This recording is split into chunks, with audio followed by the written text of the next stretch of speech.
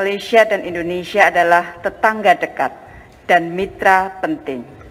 Kita tidak memiliki pilihan kecuali untuk terus memelihara hubungan bilateral kedua negara untuk kepentingan rakyat kita.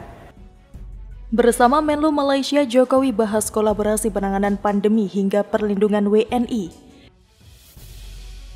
Presiden Republik Indonesia Joko Widodo menerima kunjungan kehormatan Menteri Luar Negeri atau Menlu Malaysia Dato' Saifuddin Abdullah di Istana Merdeka pada Senin 18 Oktober 2021.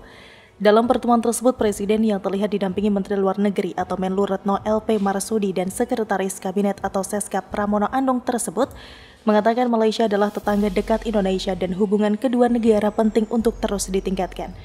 Dilansir dari rilis Biro Pers Sekretariat Presiden, pada Selasa 19 Oktober 2021, Presiden Joko Widodo mengatakan Indonesia dan Malaysia akan dapat terus meningkatkan kerjasama, tidak saja untuk kepentingan bilateral, namun juga untuk perdamaian dan kesejahteraan kawasan.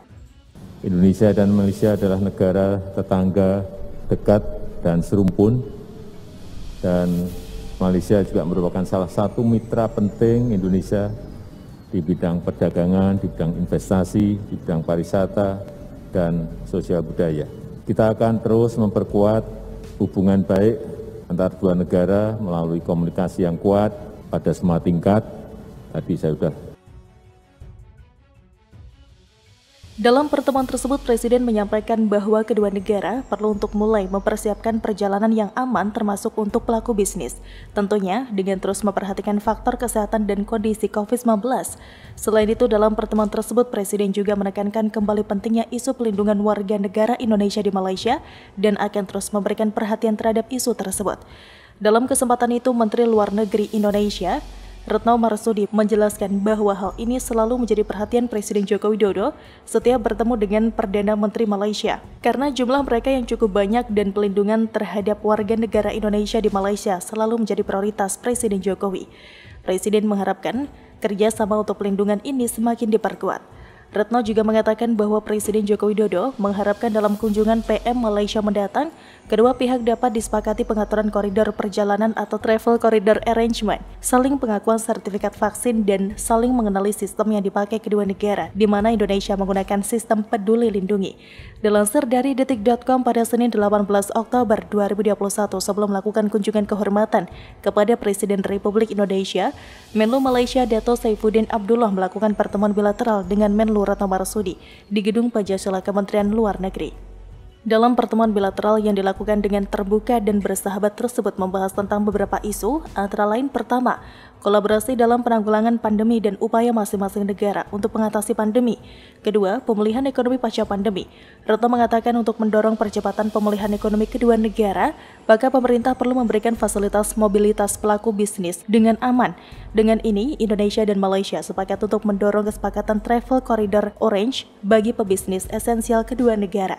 Isu ketiga yaitu mengenai pelindungan warga negara Indonesia atau WNI di Malaysia.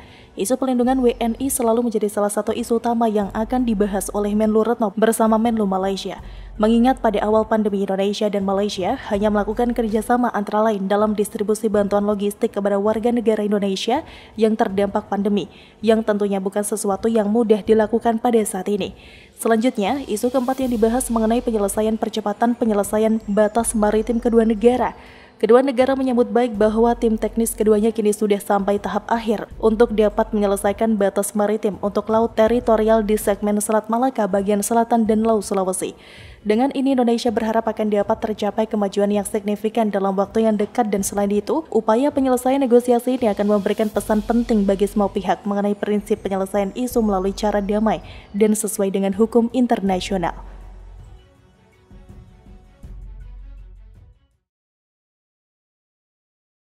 Banyak yang bertanya ke saya, Bapak itu membangun Trans Papua, apakah dengan dibangun itu pertumbuhan ekonomi di Papua akan naik, langsung naik?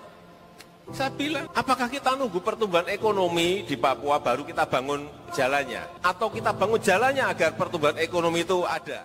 Apalagi untuk negara kita Indonesia, negara yang besar, yang memiliki 17.000 pulau, luas.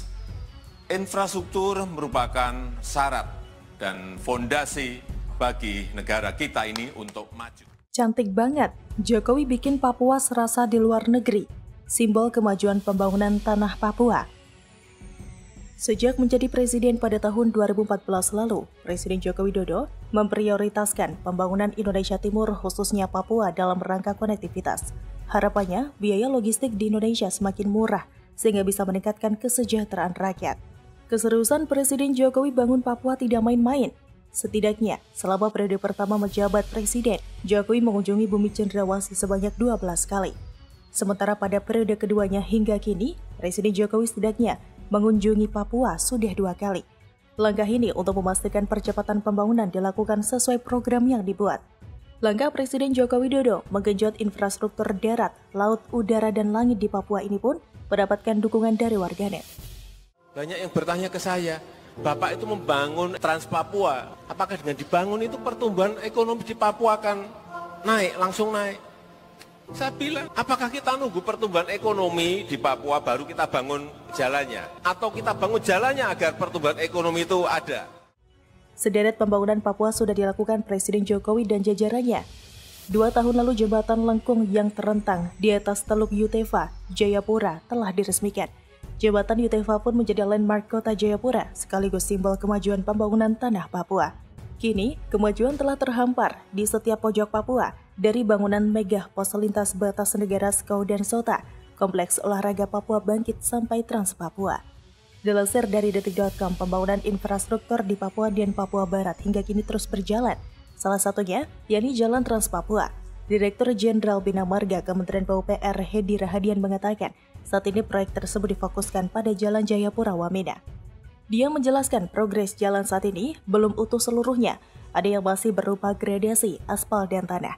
Akan tetapi, dia menegaskan jalan tembus program Nawacita Presiden Joko Widodo itu tinggal beberapa kilometer lagi. Dari segi anggaran, seluruh daerah dinilai strategis, termasuk Wamena yang dapat menekan biaya logistik. Itu pun menjadi tujuan dengan adanya pembangunan infrastruktur jalan. Selain itu, fokus garapannya kali ini akan ditujukan pada koridor jalan, mengingat adanya persoalan keamanan di sana. Sekedar informasi, Trans Papua merupakan proyek strategis nasional dan rencana pembangunan jangka menengah nasional atau RPJMN 2020-2024. Jalan Trans Papua nantinya ditargetkan akan menembus jalan sepanjang 3.462 km. Berdasarkan catatan detik.com hingga pertengahan tahun 2021, jalan yang sudah ditembus sepanjang 3.446 km, masih tersisa 16 km jalan yang belum tertembus. Secara rinci, kondisi jalan yang sudah teraspal sepanjang 1.733 km dan belum teraspal 1.712 km. Pembangunan infrastruktur di Papua dan Papua Barat bertujuan untuk menekan angka kemiskinan, mengurangi indeks kemahalan, dan mendukung pemerataan pembangunan infrastruktur. Adanya Jalan Trans Papua diharapkan membuka keterisolasian wilayah dan meningkatkan konektivitas. Selain itu, Kementerian PUPR juga membangun jalan perbatasan di Papua dengan total panjang 1.098 km. Saat ini sepanjang 931 km telah tembus dengan kondisi 756 km teraspal.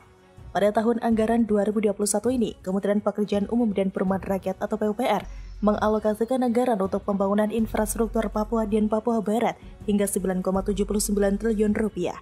Anggaran sebesar itu dibagi untuk Provinsi Papua sebesar 6,12 triliun rupiah yang akan digunakan untuk bidang SDA sebesar 670 miliar rupiah. Jalan dan jembatan 4,46 triliun rupiah, permukiman 650 miliar rupiah, dan perumahan 330 miliar rupiah. Sementara untuk Provinsi Papua Barat sebesar 3,67 triliun rupiah yang digunakan untuk bidang SDA 600 miliar rupiah, jalan dan jembatan 2,54 triliun rupiah, permukiman 320 miliar rupiah, dan perumahan 200 miliar rupiah.